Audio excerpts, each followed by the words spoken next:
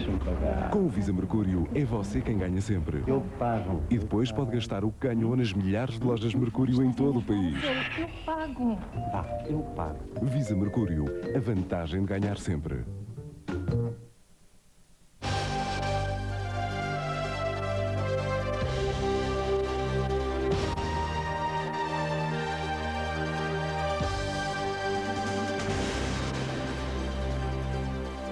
Boa noite. Está a ser um inverno assassino na Europa. Só nas últimas 24 horas morreram mais de 40 pessoas por causa do mau tempo.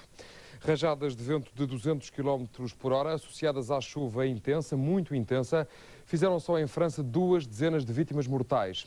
A tempestade atingiu também a Alemanha, a Bélgica e a Suíça. A zona mais afetada é o norte do continente francês, em especial a região de Paris. As autoridades dizem que não há memória de uma tempestade assim.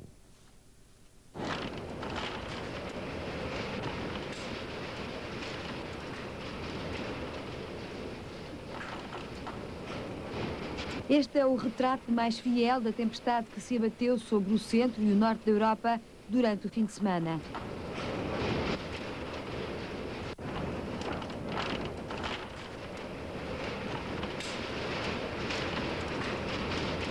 As rajadas de vento chegaram aos 200 km por hora. Nas zonas mais afetadas pelo mau tempo, as autoridades aconselharam a população a permanecer dentro de casa. Um aviso que as imagens justificam plenamente.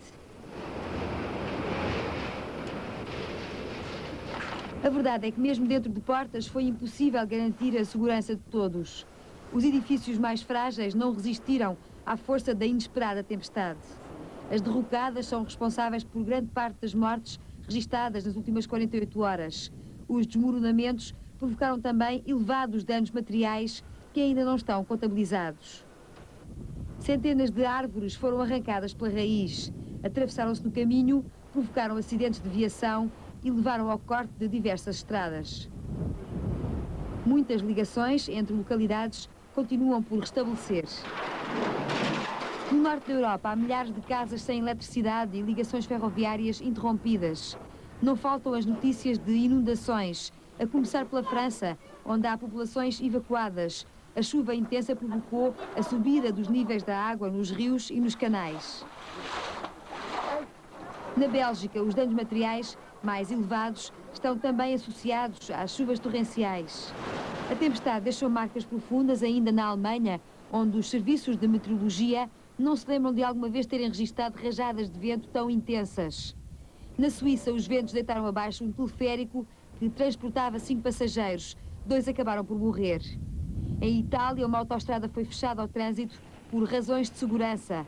E na Grã-Bretanha, 2 guarda-costeiros desapareceram no mar.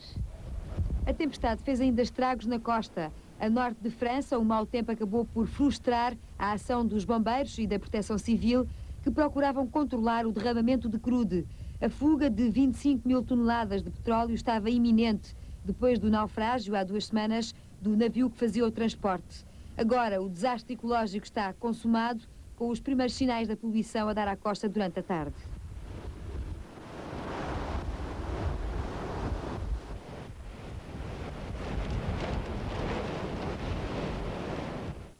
Paris foi uma das cidades mais abaladas pela tempestade. Durante parte da manhã, os 2 aeroportos da capital francesa estiveram temporariamente encerrados. O metropolitano não funcionou e os autocarros não saíram das garagens. Muitas ruas estão ainda intransitáveis e os danos materiais são incalculáveis. É um Natal para esquecer, mas que promete não se apagar com facilidade da memória dos parisienses.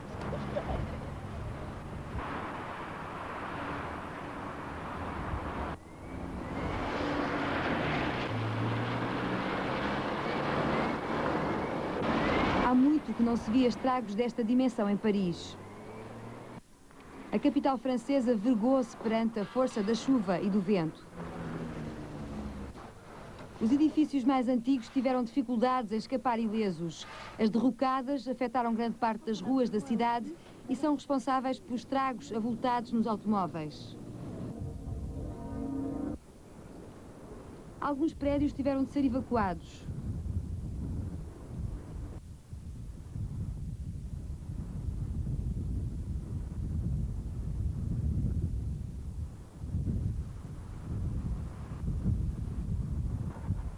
As explicações estão à vista. Há casas que ficaram sem qualquer proteção para enfrentar os ventos ciclónicos.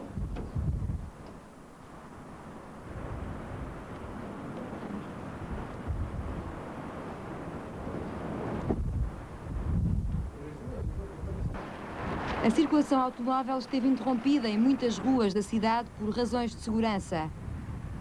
O caos tomou conta de Paris, que esteve sem transportes durante toda a manhã. Os aeroportos de Orly e Charles de Gaulle chegaram a cancelar os voos. Nos arredores, a Euro Disney foi forçada a fechar as portas depois de 6 pessoas que estavam hospedadas num dos hotéis do parque terem ficado feridas na sequência da queda de árvores. Os comerciantes enfrentam inúmeros prejuízos na reabertura das portas durante esta semana. Não é o melhor postal de visita para uma cidade que tanto investiu nos festejos do milénio.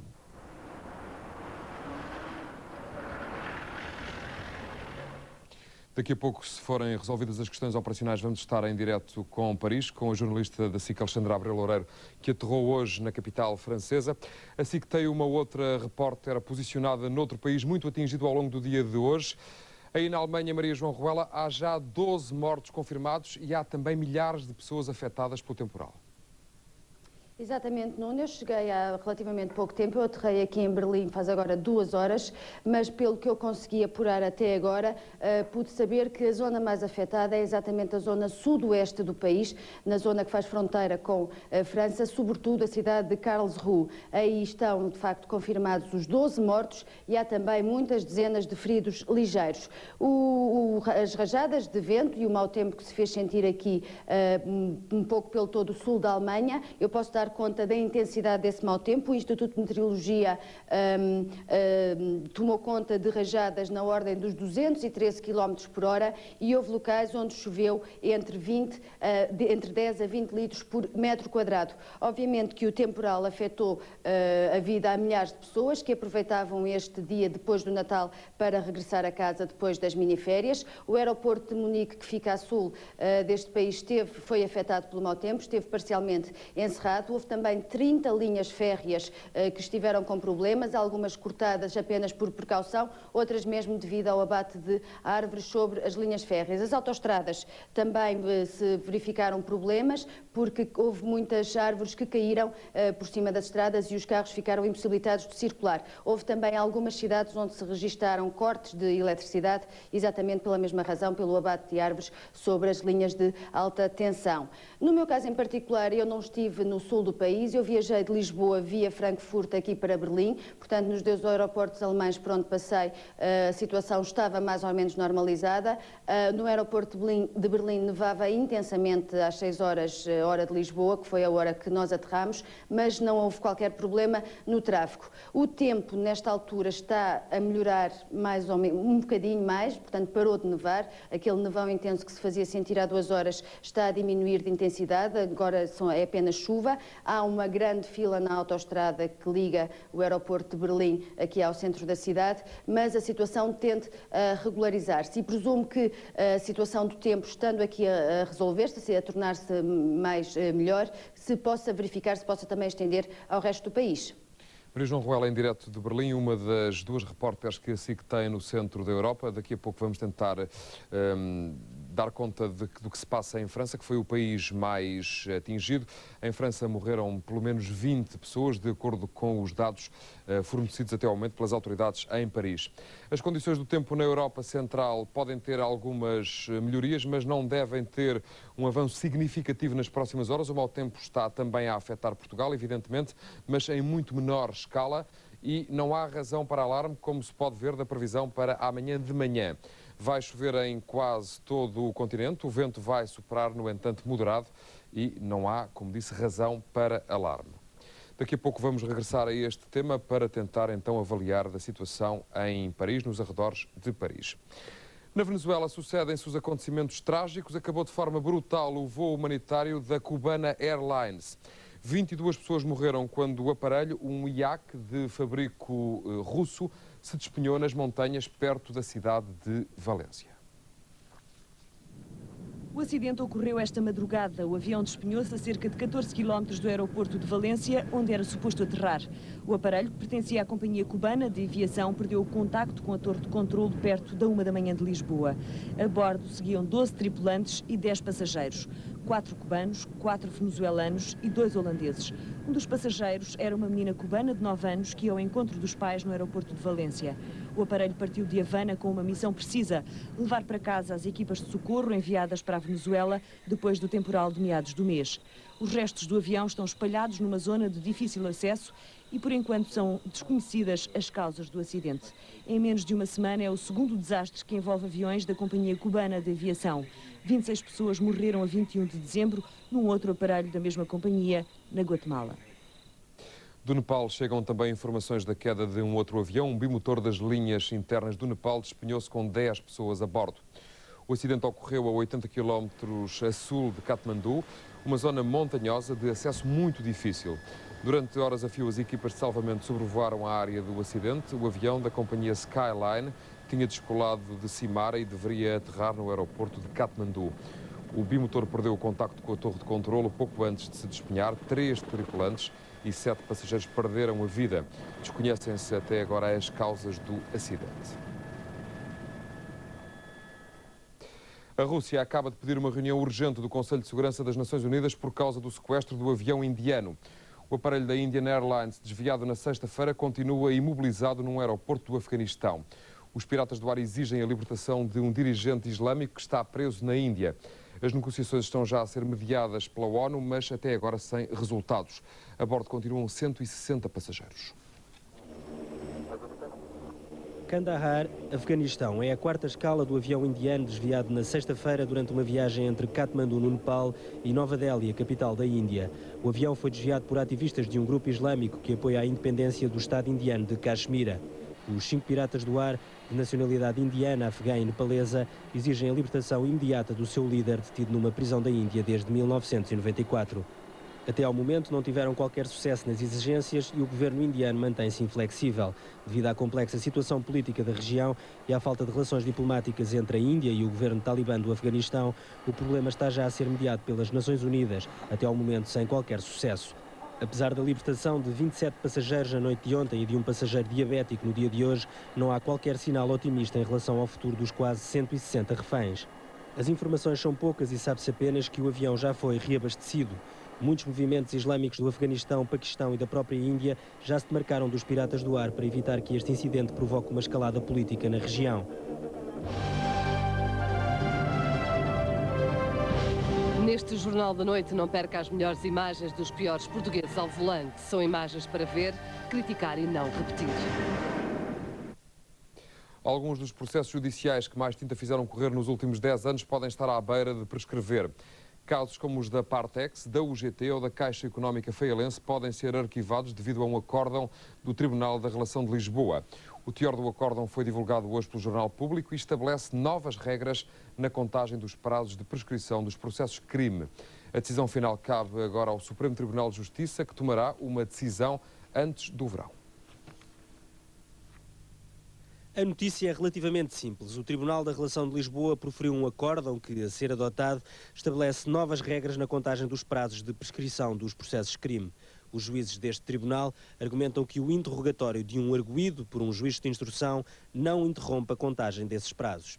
As consequências são bem mais complexas. Se esta tese for avante, alguns dos mais célebres e graves processos relacionados com fraudes, como a Partex, UGT ou Caixa Económica Feialense, estavam automaticamente arquivados. A razão do arquivamento é simples. Estes processos só não prescreveram já porque se entendia que quando o juiz de instrução criminal interrogava os arguidos, a contagem do tempo era interrompida. Há cerca de um ano, vários arguidos destes casos foram interrogados à pressa com o único objetivo de evitar a prescrição dos processos. Há cerca de um ano, pensava-se que a prescrição tinha sido evitada.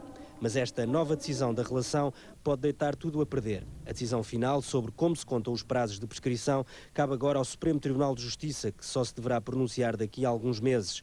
No meio desta confusão, casos graves, alegadamente praticados nos anos 80, podem ser enterrados no início do próximo século. A esta hora, milhares de pessoas regressam a casa depois das miniférias do Natal.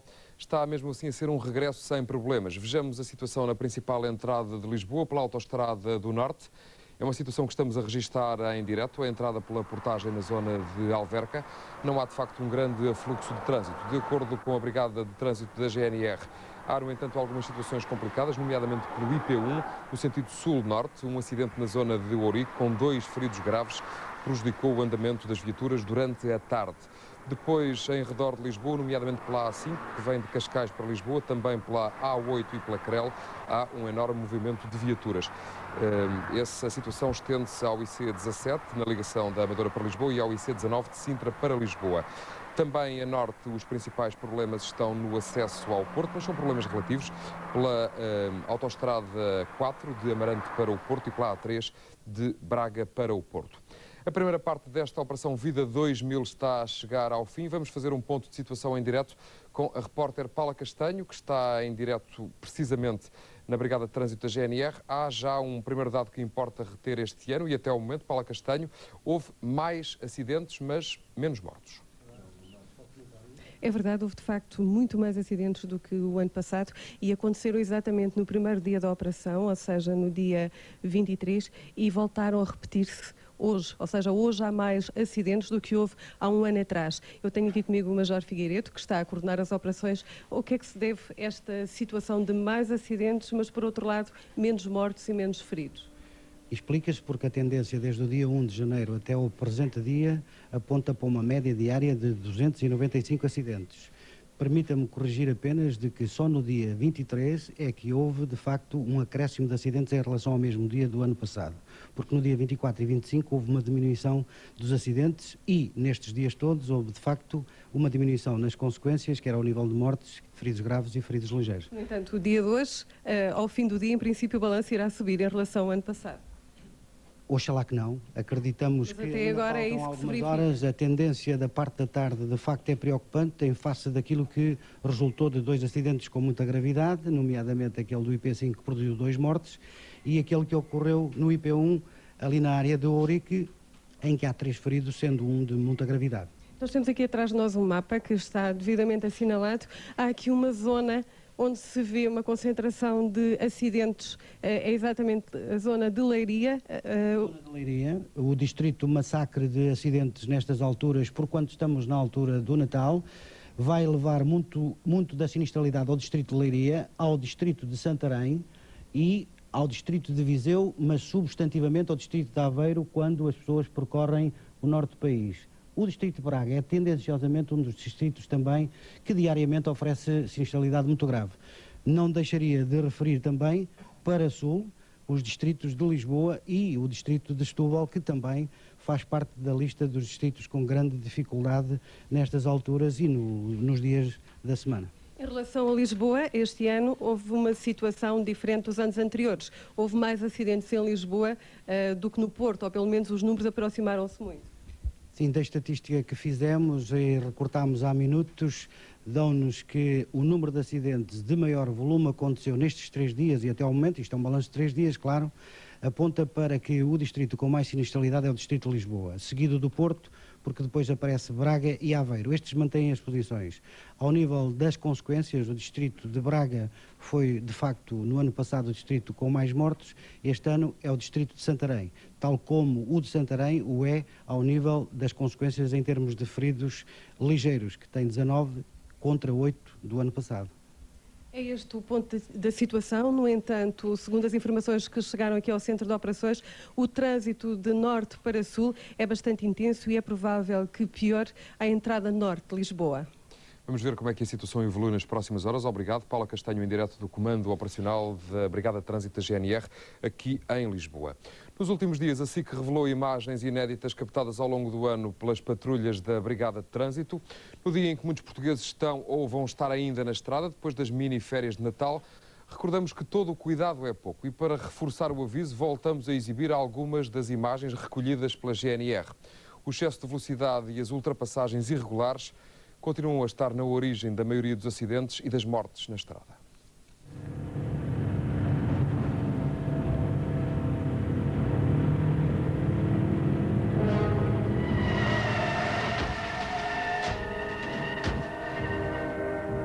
colisões na estrada estão na origem de 78% dos acidentes. Ao recordarmos estas imagens, será fácil perceber porquê. O desrespeito pela sinalização e a pressa em chegar levam muitos condutores a fazer todo o tipo de malabarismo na estrada.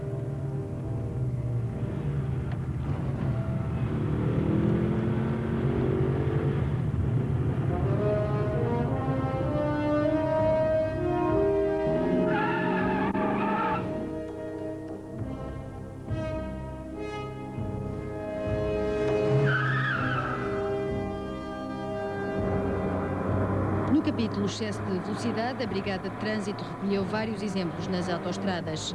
O limite de velocidade é de 120 km por hora.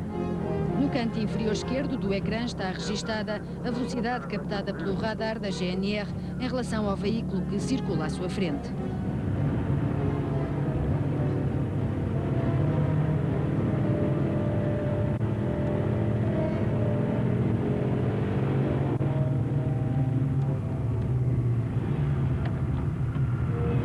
O excesso de velocidade é a principal causa dos acidentes que acontecem nas estradas portuguesas, cerca de 40% do total.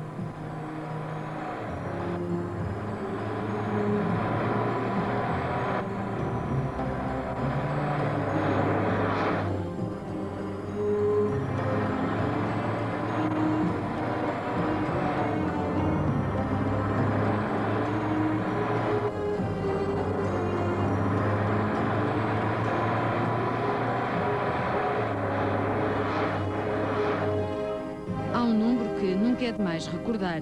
Por ano morrem 2.000 pessoas em acidentes de aviação.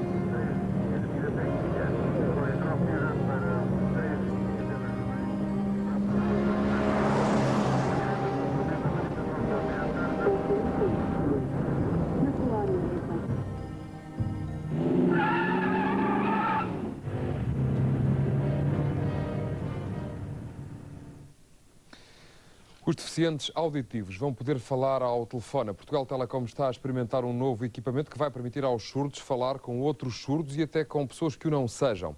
Para já, a PT vai oferecer cerca de 500 telefones a algumas associações. É que o equipamento só deverá ser comercializado em 2001.